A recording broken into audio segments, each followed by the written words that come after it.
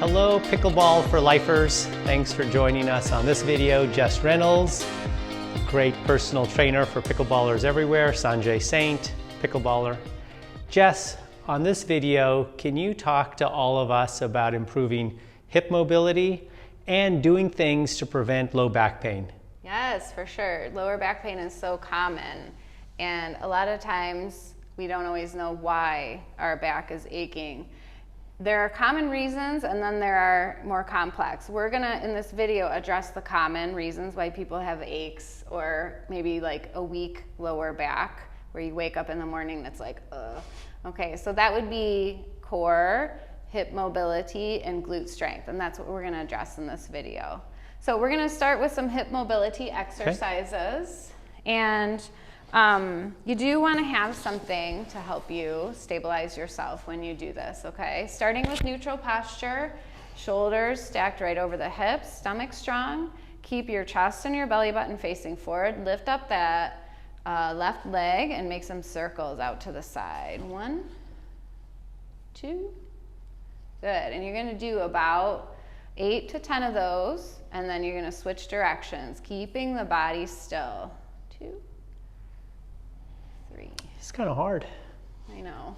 It's hard if you haven't done it before. Okay, so then we would do the left side, and then we would do the right side. Okay. So you do that on both sides, and then from there, we're gonna further activate the muscles in your hip. So again, full body is just stationary. You just have to put a little bit more weight on the right foot. Keep your left toe facing forward, knees straight, out to the side. Just hold it briefly, and down with control. You might find yourself going like this, rotating your toe. You do want to avoid that. And if you are doing that, you probably need to do a little bit less range of motion. You also might find yourself kicking forward. Same thing, you're just trying to go too far.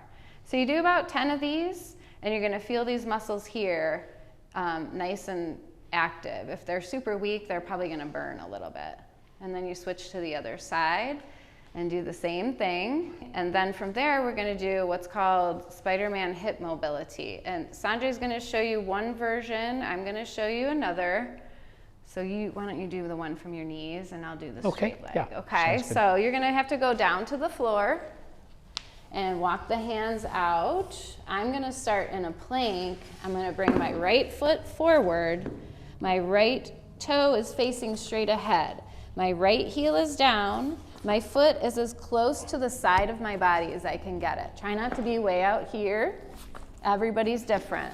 From there, you're gonna push this right knee away from the midline, lift the chest, feeling a stretch on the inside of the right groin, and sometimes in the front of the left. Hold for 5 seconds, and then this foot goes back. Bring the other one forward. Lift the chest, left knee goes away from the midline, your hips drop down, trying to keep the back straight. If you've never done this before, you might be in this position doing this. If so, just put that knee down and do it from kneeling. So there's a lot of ways to adapt this. This is how you would do it from kneeling.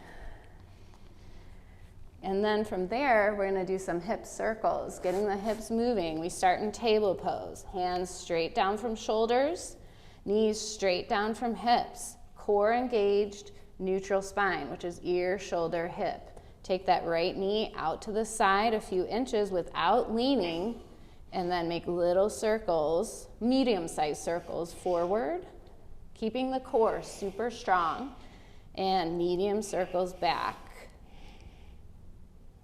Holding everything else still by keeping that core tight. Okay, so from here, we're gonna continue with some glute and upper leg stretches. So we're gonna do the standing groin stretch. Some might want to have a little support in the front. You're gonna set that up right in the middle, okay? So you can put both hands on it. And I'm gonna show without support, and from the side, Sanjay's gonna show with support from the front, okay? So your feet are a little wider than shoulder width apart. You're gonna bend the right knee and straighten the left leg. Your hips will go back. Your knee does not go forward of your toe. It can be lined up, but for the sake of this stretch, we want it back of the toe. And then you're gonna stay low, straighten the right knee, bend the left, And each time you switch directions, you're gonna feel the stretch. So if here I feel it in the left groin, I bend my left knee, straighten the right, and I feel it in my right groin. And you can hold for 5 seconds, stay low, hold for 5, stay low, hold for 5.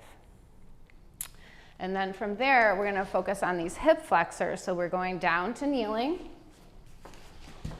We're gonna have our right knee down and our left knee up.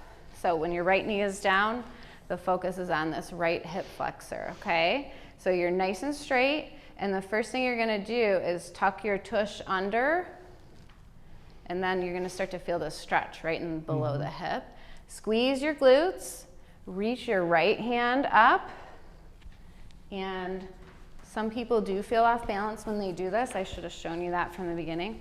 Reach the right hand up, and then slight side bend to the left. You're gonna feel a nice stretch up the front of the right side.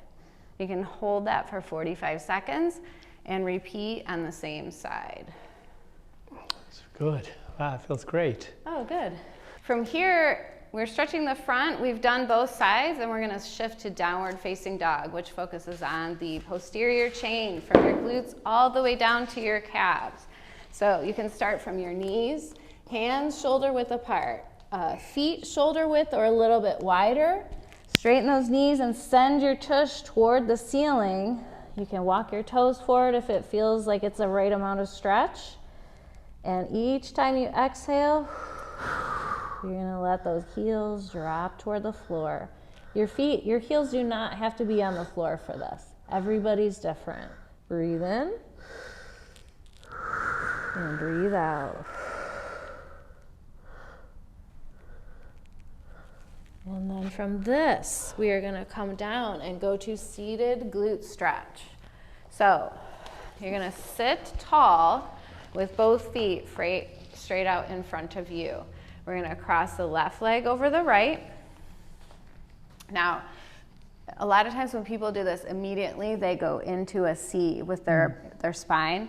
So what you're gonna do, if you feel yourself doing that, you're gonna take this left hand and use it to support you, to push you to straight, okay? You're gonna take your right hand and grab the outside of the left knee, pull that knee towards your right shoulder, sitting tall, and you're gonna feel a stretch in the left glute. Hold for 45 seconds, and then we'll repeat on the other side. Crossing over, reaching around, grab that leg, pull towards the shoulder, using the opposite hand to sit really tall. You almost want to feel like you're sticking your tush toward the back of the room to get a really nice stretch. Hold for 45. This is a great stretch. Yeah. One thing to do to check is just keep the chest, belly button, and shoulder all facing forward. Try not to twist, okay? Okay, so from here, we're gonna go into face down quad stretch, focus here. So you're gonna be laying down. You're gonna take your left hand, reach back and grab the top of the shoelaces on the left foot, or you can use a towel if you have trouble reaching that foot. That's step one, bringing the foot as close to the tush as you can. Step two, push the knee away from the hip. Even if it doesn't move, just get that concept in your mind to lengthen the leg. Squeeze the tush for step three, and tuck the tail for step four. Hold for 45 seconds, and then do the same thing on the other side. Okay, so after you've stretched out your legs and sort of mobilized your hips, we now want to work on strengthening the core. Like I mentioned at the beginning, this is a general reason why people have back pain. So we're going to start with 2 types of plank, and remember the plank. During the plank, you want to reinforce neutral posture. So the first plank is a straight arm plank, or some people call it a high plank. When you do this, go through the checklist: ear, shoulder, hip, knee, and ankle in a nice straight line. Try not to let yourself have an arch in your lower back or a rounded upper back. Everything is straight. You can hold this. I mean, people hold this for 8 hours, but you can start with 30 seconds. Who holds this for 8 hours? The world record holder. Wow. Yeah.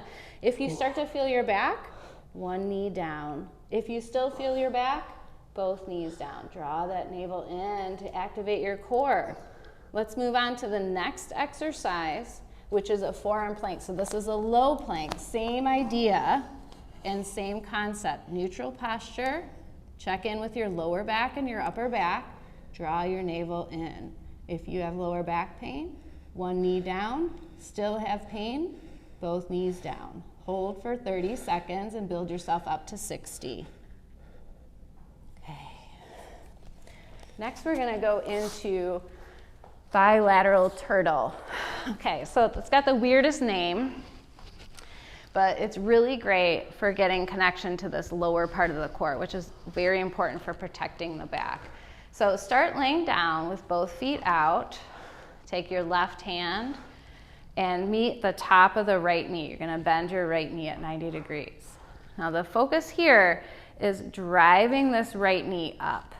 Okay, as soon as you drive that right knee up, you're gonna resist with your left hand and you're gonna feel these muscles right below the belly button firing away. Hold for 5, 4, really drive, 3, 2, 1, down and bring the other one up, same thing. Drive that knee, resist with the arm, big space between ear and shoulder. 5, 4, 3, 2, 1.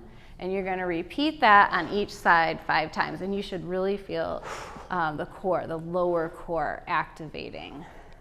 From there, we're gonna do our lower body hold. And this is a progression, starting with knees bent. You're laying on your back. You're checking in with the entire torso. The whole spine should be neutral. There is a natural curve to the spine, but if you have a big arch right here, you've got to tuck it under and activate so that you're holding it neutral. If this feels easy, straighten the knees, draw that navel in. If it still feels easy, lower a few inches and find the spot where you can really activate down here. You don't have to go down here. This is really about connecting with this lower part of the core. And you hold for 45 seconds and then come down. If your back ever activates, just bend your knees. Sometimes people, when they start, it's just like this, because they don't have that recruitment. So just make a change. Don't push through the back pain. From there, we're gonna grab our mini bands. We're gonna take these bands, we're gonna put around the legs above the knees, and we have 2 exercises focused on strengthening the glutes. So first thing you're gonna do is go down, and we're just gonna do a basic bridge with our mini bands. So your feet are shoulder width apart, and you push out against the band. Before you start anything, you just create resistance against the band. Make sure your lower back is neutral. So if you have an arch here, you have to lengthen that, tighten the core, push through the heels, lift up your tush, and hold this bridge while pushing out against the band. You're gonna hold for 30 seconds, and then come down, rest for 5, go back up for another 30. You wanna repeat that 3 times. And the final exercise is the clam bridge, a very similar exercise. Your feet and knees are together. When you start this one, you push through your heels and lift, making your bridge, making sure as your knees go apart against the resistance of the band that your hips don't drop down. Your feet are fully connected to the floor during this one. Bring your knees in, back to your base position, knees out, hold for 1001, back to base, 1001, back to base, and down. When you do your mini band exercises, our target is just to really feel those glutes firing. That's terrific, Jess. Thank you. Yeah, you're welcome.